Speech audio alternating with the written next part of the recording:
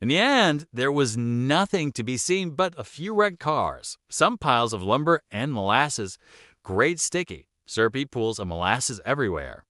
So began an eyewitness account of the most extraordinary industrial disaster in American history. On January 15, 1919, a 25-foot wave of molasses at 35 miles per hour surged through the streets of Boston's North End. Now that's as tall as a 3-story building and twice as fast as most hurricanes. It might seem like a fictional horror movie, but it happened in real life and it's all been overlooked. Until now, the full story of the Boston molasses flood, a sticky tsunami.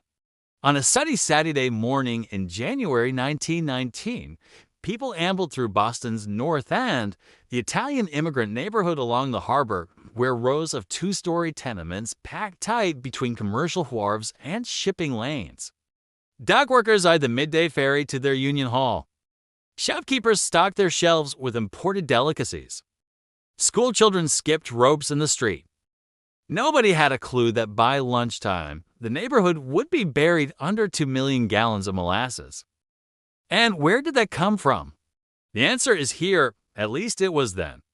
This was the United States Industrial Alcohol Company's storage tank for turning molasses into industrial alcohol. First, the molasses arrived from the Caribbean via a fleet of ships. Then it headed inland across the Charles River to this converted paint factory in Cambridge, right next to it. There the distillers fermented the molasses for 10 days, converting sugar into alcohol. Finally, the pure grain alcohol got pumped back to Boston and stored in tanks like this one. This was no ordinary molasses. For World War I, the U.S. government subsidized industrial alcohol made from molasses because it could be used for explosives. And with Prohibition looming, this stuff was also going straight to rum. Demand for alcohol was higher than ever, which meant demand for quick turnaround times. So this whole operation ran on the fumes of profits. What does that look like? Let's ask the safety inspector. He won't talk to us, why not? His office doesn't exist. See, in 1919, safety laws were almost non-existent. Federal regulations limited storage tanks to 25 feet. But other than that, it was sort of a free-for-all. And our tank was bigger than the law allowed. But hey, who was checking? Not the owner, William Starbuck. After all, he was a respected philanthropist, well-connected. He financed veterans' hospitals. He funded playgrounds. He gave his name to the city's animal shelter. You know him. Well, we don't. But if you took his word for it, he was the second coming of George Eastman, the patron saint of business. So what if the tank didn't meet specs? He'd been given special permission, wink, wink, nudge, nudge. Or maybe he paid off the inspectors. We'll never know because all the records have disappeared. But let's be real, everything was fine until it wasn't. And for reasons unknown, the walls of the tank cracked open and every drop of molasses inside rushed out in a torrent nearly 50 feet high. It started with a shudder. Some say it sounded like an earthquake or a freight train. Others thought it was a boiler explosion. And then the rivets popped one by one, spewing molasses like a giant popped candy wrapper. This wouldn't be the worst sound in Boston that year, but it might have been the messiest. We rig on nonstop here for a moment while our producers find out how much molasses is actually in an Olympic swimming pool. Yeah, so 2.3 million gallons. That's how much was in the tank. And it all came barreling down into a narrow cove just above street level. When the tank ruptured, the molasses flowed out in every direction. The wave hit Commercial Street with the force of a hurricane, tearing apart wooden homes, brick warehouses, and the firehouse. It uprooted freight cars and threw them 30 feet in the air. It tossed a manhole cover like a hubcap. It even snapped the elevated rail support girders. At the corner of Cross and Commercial Streets, a city clerk named James Madden was working late.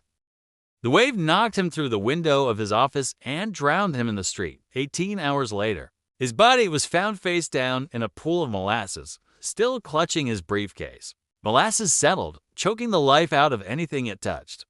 The sticky tsunami smothered a family of 6 on their way home from Sunday dinner.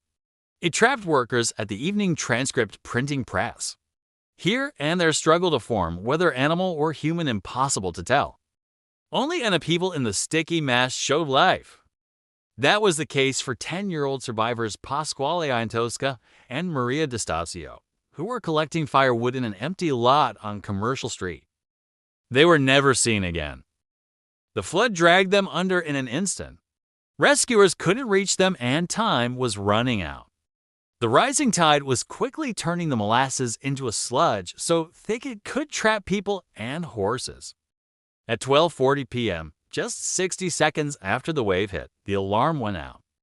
In minutes, tugboats, ferries, and the police fleet were racing to the scene. They pumped 1.3 million gallons of seawater from the harbor. But with each passing minute, the molasses hardened like cement. By nightfall, it was a sticky quagmire. As the sun set, the fight to save lives turned into a battle to save face. A team of Navy cadets from the USS Nantucket waded in. They formed human chains to pass buckets and pull out victims, but the molasses sucked at their legs. They pulled with all their might. Drenched, exhausted, they spent the night digging out bodies from the hardened flood. And when they finally emerged from the muck, they were greeted by a crowd and photographers. They weren't heroes yet. They hadn't even made it out alive. In total, 21 people died, a dozen horses, and untold dogs. Almost 1,000 more were injured. And the cleanup had barely begun. It took for days to clear all the molasses and another for months to clean up the mess. The city was stuck with a bill for $30 million worth of damage in today's currency. The alcohol company paid out $9 million in settlements, and that was it. But amid the wreckage, something else happened, a revolution in safety. The molasses flood inspired a new culture of oversight. From that day forward, engineers had to stamp their plans. Architects had to show their calculations. Construction needed permits and inspections. Essentially, the flood became the birth certificate of modern industrial safety. Now, as for the cause, the official inquiry blamed it on shoddy construction. The tank walls were half the thickness they were supposed to be. The steel lacked manganese.